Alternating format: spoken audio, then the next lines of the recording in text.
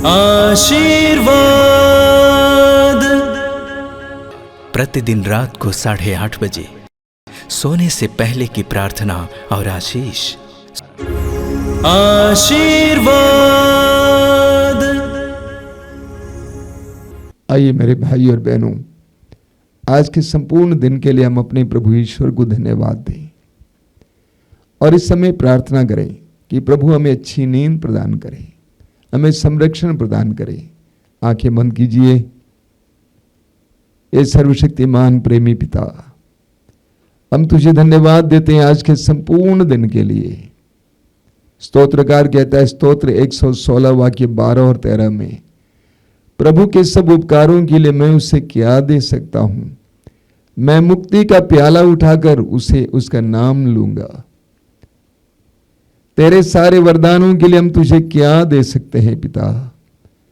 आज संपूर्ण दिन में तूने हमें ऊर्जा प्रदान की शक्ति दी, काम करने की शक्ति दी, परिश्रम के लिए फल दिया।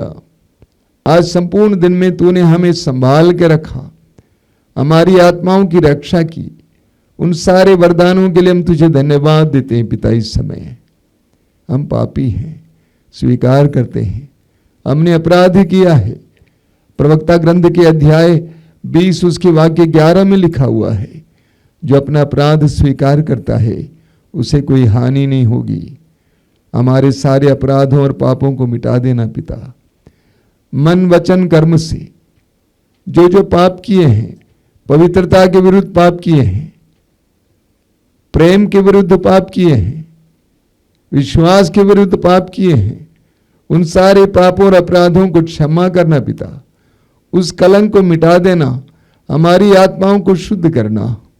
हम अपने आप को तेरे हाथों में समर्पित करते हैं, संपूर्ण जीवन को तेरे हाथ में समर्पित करते हैं, परिवार के एक एक सदस्य को तेरे हाथ में समर्पित करते हैं। स्तोत्रकार कहता है स्तोत्र 121 वाक्य 1 और 2 में, मैं अपनी आंखें पर्वतों की ओर उठाता हूं, क्या वहां से मुझे सहायता मिलेगी।